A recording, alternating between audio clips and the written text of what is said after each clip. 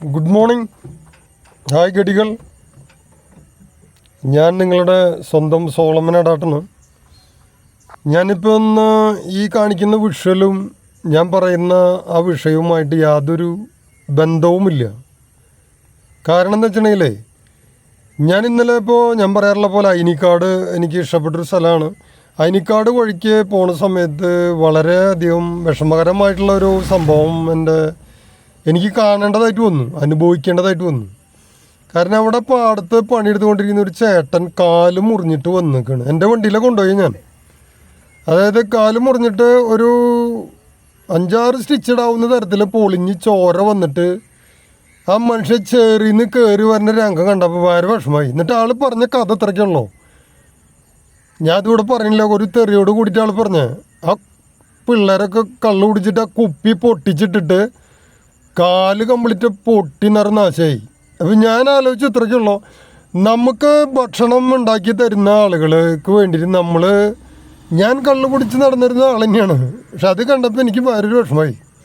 കാരണം വെച്ചാൽ ആൾക്ക് വേണ്ടിയിട്ട് അധ്വാനിക്കുന്നത് ആൾക്ക്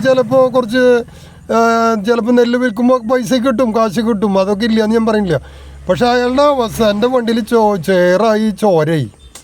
ആളെന്നെ ഞാൻ ഹോസ്പിറ്റലിലേക്ക് അഡ്മിറ്റാക്കി കൊണ്ടുപോയി. അതെനിക്ക് കാശ് കിട്ടി. പക്ഷെ അതിന് എനിക്ക് മനസ്സിലാക്കിയൊരു കാര്യം എന്ന് വെച്ചിട്ടുണ്ടെങ്കിൽ, അയാളുടെ കാല് മുറിഞ്ഞിട്ട് ഈ പറഞ്ഞ പോലെ ആൾ ചെയ്ത കുറ്റം ഇത്രയുള്ളൂ. ചേറിലിറങ്ങിയിട്ട് നടക്കുന്ന സമയത്ത് ഈ പൊട്ടിയിട്ടുള്ള കുപ്പി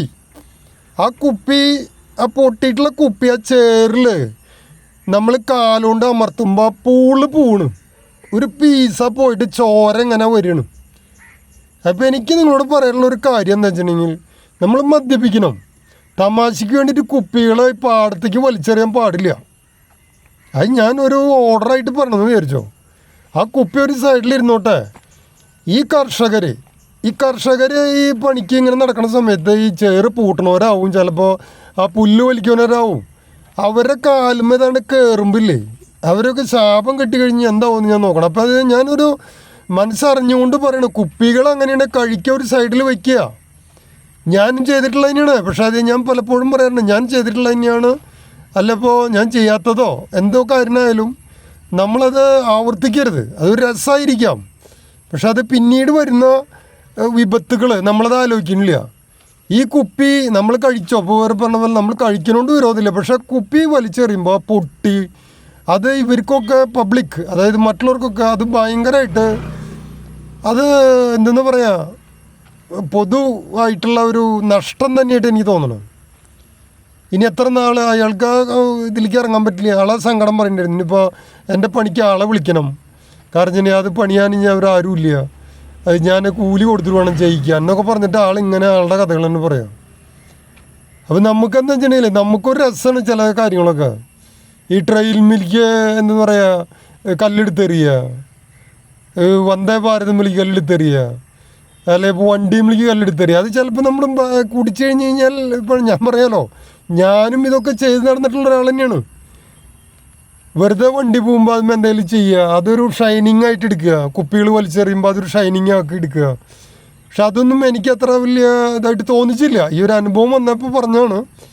കാരണം വെച്ചിട്ടുണ്ടെങ്കിൽ, നമ്മളിപ്പോൾ ഈ മമ്മൂട്ടിയുടെ പടത്തിൽ പറഞ്ഞ പോലെ ഒരു പൂ പൊട്ടിക്കാരെന്ന് പറഞ്ഞിട്ട് ആ കുട്ടി പൂ പൊട്ടിക്കാതിരുന്നിട്ടൊന്നുമില്ല, വീണ്ടും ആ കുട്ടിക്ക് അടിക്കിട്ടുണ്ട് ആ പടത്തിൽ പറയണ പോലെ. അപ്പോൾ ഇത്രേ പറയാനുള്ളൂ, നമ്മൾ ശ്രദ്ധിക്കുക. പൊതുജനത്തിന് നമ്മൾ എന്താ പറയുക, അവരും നമ്മുടെ ആൾക്കാർ തന്നെയാണ്. നമ്മളൊന്ന് മുൻവിധിയോട് കൂടി ചിന്തിക്കുക. അത് അവിടെ ഇട്ട് കഴിഞ്ഞ് കഴിഞ്ഞാൽ നാളെ ആ പാടത്ത് ആരെങ്കിലുമൊക്കെ വരും, അവരെന്തെങ്കിലുമൊക്കെ ചെയ്യും. പക്ഷെ ഇതെനിക്ക് ഭയങ്കര ഒരു വിഷമമായിട്ട് തോന്നിച്ചു. അപ്പോൾ ഞാനിത് പറയണത്, ആരെങ്കിലും ഇത് ശ്രവിക്കുന്നുണ്ടെങ്കിൽ, കേൾക്കുന്നുണ്ടെങ്കിൽ, മിണ്ടുണ്ടെങ്കിൽ, ഇത് കാണുന്നുണ്ടെങ്കിൽ അത് ആരോടെങ്കിലും പറയണം. അത് ചെയ്യരുത്. അല്ല, ഇപ്പോൾ നമ്മൾ കഴിച്ചിട്ടാണെങ്കിലും ഇപ്പോൾ അത് വീട്ടിലേക്ക് കൊണ്ടുവരാൻ പറ്റുന്നൊരു വീട്ടിൽ കൊണ്ടുവരിക, അത് ആർക്കെങ്കിലും കൊടുത്തു കഴിഞ്ഞാൽ കാശ് കിട്ടും. അല്ലെങ്കിൽ ഒരു സൈഡിൽ എടുത്ത് വയ്ക്കുക. എനിക്ക് കൂടുതലായിട്ടൊന്നും പറയാനില്ല. അപ്പോൾ ഈ കണ്ട വിഷ്വലായിട്ട് ഇതിന് യാതൊരു ബന്ധമില്ല.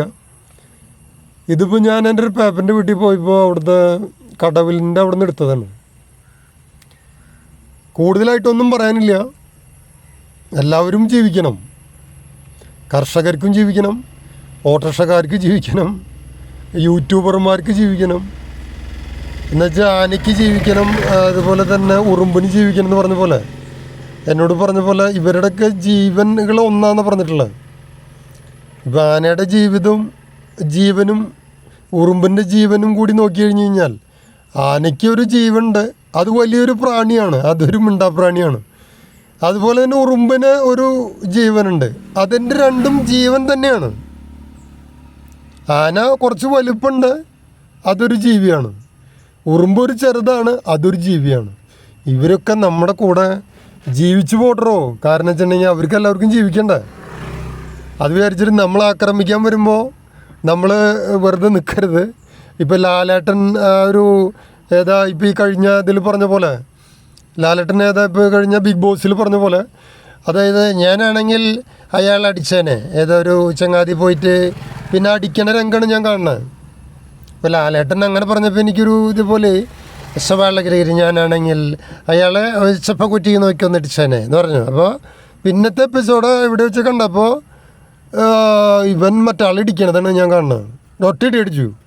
അപ്പോൾ ലാലേട്ടൻ എന്താ പറഞ്ഞെന്നും എനിക്ക് മനസ്സിലായില്ല. പിന്നീട് ആരും പറഞ്ഞു കേട്ടു ലാലേട്ടൻ അത് പറഞ്ഞ് പോയി, അത് പറഞ്ഞു കഴിഞ്ഞാൽ ശരിയായില്ല എന്ന് എനിക്ക് തോന്നുന്നു.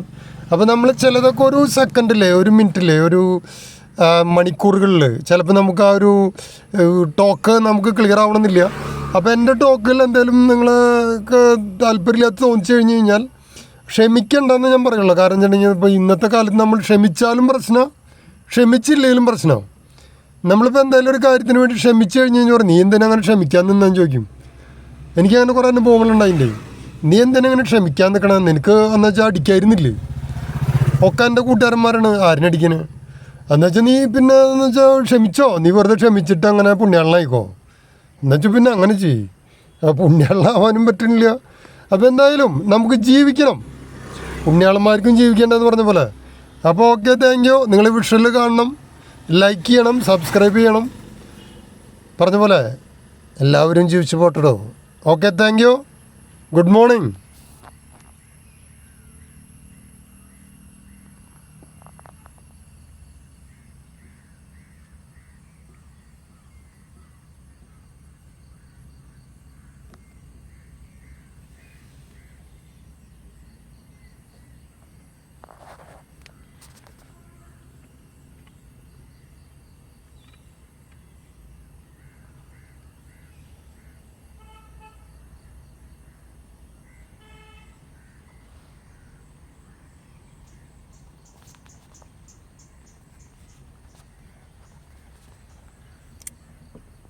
ഇപ്പോൾ കണ്ടുകൊണ്ടിരിക്കുന്നത് ഒരാൾ മീൻ പിടിക്കുന്നതാണ്. ഇപ്പോൾ ഞാൻ കാലത്തൂടെ എത്തിയപ്പോൾ തന്നെ ആൾ മീൻ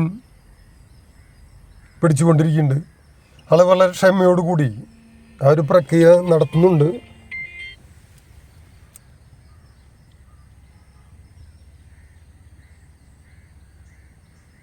ഈ കാണുന്നത് നമ്മൾ എനാമാവ് പള്ളിയുടെ അവിടെ നിന്ന് ഇറക്കിറങ്ങുമ്പോൾ ചെന്നെത്തുന്ന ഒരു കടവിലിക്കിന്. അവിടെ റിസോർട്ടൊക്കെ പണിതുണ്ട് ഉള്ളിൽ, കടവിൻ്റെ ഉള്ളിൽ. അതിൻ്റെ തൊട്ടപ്പുറത്ത് ഒരാൾ മീൻ പിടിക്കുന്ന ഒരു കാഴ്ചയാണ് കാണുന്നത്. അദ്ദേഹം ഇപ്പോൾ നമ്മൾ നോക്കുമ്പോൾ കാലത്ത് അവിടെ വന്ന ഞാൻ സമയത്ത് തന്നെ ആളിങ്ങനെ അതിൻ്റെ കാര്യങ്ങൾ ഇങ്ങനെ സെറ്റ് ചെയ്തിട്ടുണ്ട്.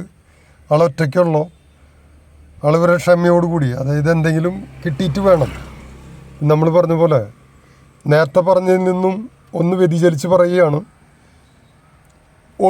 ഒന്നിന് തിന്നാൻ വേണ്ടിയിട്ടാന്ന് പറഞ്ഞ പോലെ മീൻ നമ്മൾ പഠിച്ചിട്ടുള്ള പോലെ സർക്കിളാണ്. ആന ഇതിനെ കഴിക്കുന്നു, അത് മൃഗങ്ങളാണ്. ഇപ്പോൾ ഈ നാഗാലാൻഡിലും അവിടെയൊക്കെ ചെന്നപ്പോൾ അവിടെയുള്ള ആളുകളൊക്കെ ചിലപ്പോൾ ഭക്ഷിക്കുന്നത് പുഴുവിനെയും ഇതിനൊക്കെ ഭക്ഷിക്കുന്നുണ്ട്. അപ്പോൾ നമ്മുടെ ഒരു സംസ്കാരമുണ്ട്, അതുപോലെ ജീവിക്കുന്നു. മറ്റുള്ളവരുടെ ഒരു സംസ്കാരമുണ്ട്, ആ സംസ്കാരത്തിൽ ജീവിക്കും. ഇപ്പോൾ ഓരോ സ്ഥലത്തും ഓരോ സംസ്കാരങ്ങളുണ്ട്. നമ്മൾ സാംസ്കാരിക തലസ്ഥാനമാണ് തൃശ്ശൂർ. അതായത് ഒരുപാട് അക്കാദമികൾ, ഒരുപാട് സാംസ്കാരിക നായകന്മാർ വാർത്തെടുത്തിട്ടുള്ള സ്ഥലമാണ് തൃശ്ശൂർ. നമ്മൾ ആ സംസ്കാരം കീപ്പ് ചെയ്യണം, നമ്മൾ മുന്നോട്ട് പോകണം, നമ്മുടെ പൈതൃകം കാത്തു സൂക്ഷിക്കണം. കൂടുതലൊന്നും വലിയ വാക്കിൽ എന്താ പറയുക, വായിൽ കൊള്ളാത്ത വാക്കുകളൊന്നും ഞാൻ പറയുന്നില്ല. അപ്പോൾ താങ്ക് യു.